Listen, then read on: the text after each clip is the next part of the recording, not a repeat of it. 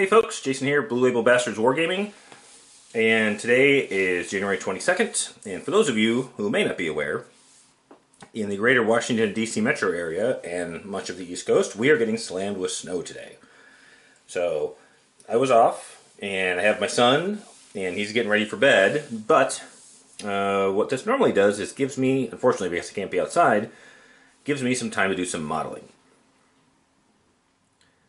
And I was thinking that because I had some extra time, looking around some models that hadn't been painted, and the fact that there was some, I would say, fairly split interest between Gates of Antares and Hail Caesar, that I would work through some of the Hail Caesar models that I had now. I was doing a lot of reviews of some of the model kits that I had, and people seemed to like those.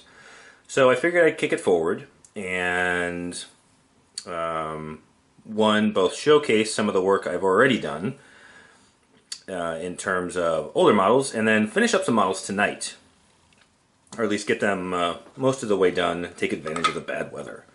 So another one of the models that I purchased, or the sets of models I purchased from Foundry Miniatures, were archers. So you can have a couple different types of archers in Hail Caesar for the early Imperials. But I just bought 16 of them, thinking I could use them for 2 small units or 1 medium-sized unit. And here they are. So I think you'll remember from the older versions that, the older videos, that I decided to go with individual square bases versus mounting them on a 4x4, as some other people had suggested.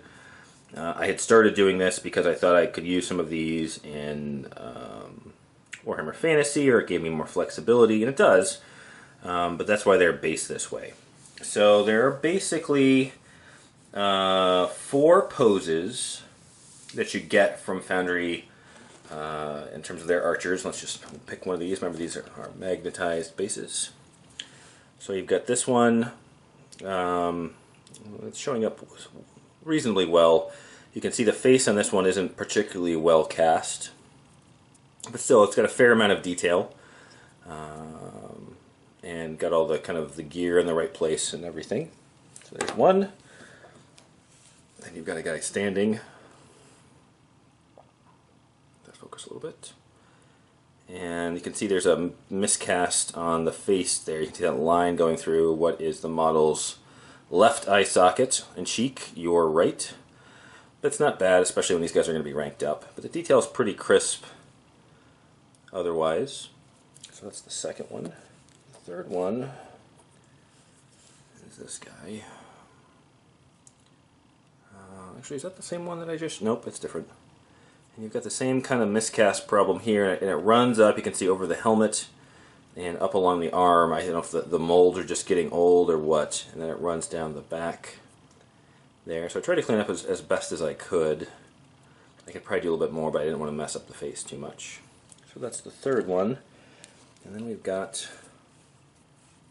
the last guy, and this is probably the best cast model. It might be because it's the simplest. Guy just standing there holding his bow. So all in all, really crisp models. I'm happy with them. They're not super expensive. There we go. So pretty pleased. And so I have 2 groups of 8, and right now, through the magic of YouTube, I am going to paint these. So abracadabra. Here we go. So I don't think I fooled anybody. But so I divided these up into 2 groups of 8, or I can lump them together for a group of 16. And let's maybe zoom in a little bit. So these are the models that I already painted. I haven't painted the base yet, but you can see here, once I get to focus, there we go. So I did, with these was the same thing I did with the other models, was just the, I did a quick base coat, army painter dip, and then some highlights. I brought the white on the non-shaded parts of the shirt, I guess. I just painted the pants canvas. I don't think I highlighted them up too much. Did a little bit with the flesh, not a whole lot. Yeah, eyes on that guy aren't super awesome, but Here's one of the ones I said where they're going down. Boy, the eye looks goofy there. It looks a little bit better from the front, but you can see, I don't know if you look right there, that big line where the miscast is in the helmet. So that's not the best, but overall I'm relatively pleased. Oops. With these guys. Let's find another one of the other poses and see what they look like when they're painted. Wait for this to focus. Yeah, you can see the eye there's pretty messed up. This guy almost looks like he's squinting, which I guess he would be if he were getting ready to shoot. So yeah, I did the same, what is it? So it's the MIG European Wet Mud, and this then just jammed some of this stuff in there, because the ground would be pretty well trodden if you have a bunch of legionaries and auxiliary archers and the like. And was there one other pose that I haven't looked at yet? Oh yeah, the guys who kind of have their arrow not fully drawn. See there's a pretty bad miscast there that I can't really do much with.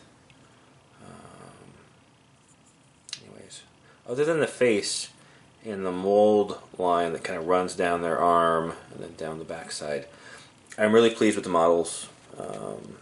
Sometimes they can be a little bit difficult to rank back up. And I kind of broke, let me zoom out a little bit. I kind of wanted to break up the different poses to try to make sure that they would all fit together.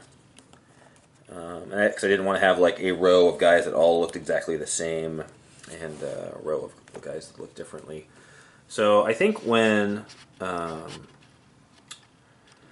you got it like this, it's not quite so immediately apparent that they're on individual bases. Yeah, if you got close enough, you would see it. But the goal is, especially when I paint the metal base a darker color, I might just prime it brown or something, that you could have these guys, two groups of 8 or one group of 16, which is kind of how it breaks down for 28mm Hail Caesar.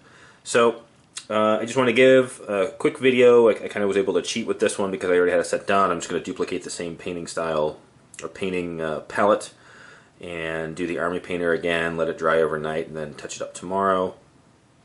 So Jason's mark of approval for Foundry Miniatures, again, there's a bit of a balance between the relatively low cost and there's a couple casting issues. I think these models have been around for a while. You can get these through Foundry or I think the Warlord website. I think they might be a little bit cheaper through Foundry. Remember I had bought that big deal sometime back, or specials. So I'm just working my way through that. This is just kind of a relaxing, quick 8 figures for me to at least base coat and dip tonight. And then I can make some progress and hopefully get these guys done tomorrow. But essentially they're going to look just like this unit.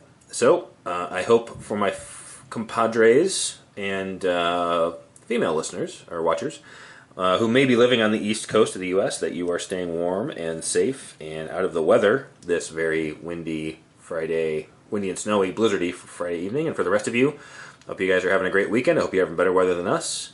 Hope you're having some fun modeling or painting or wargaming, and I will talk to you soon.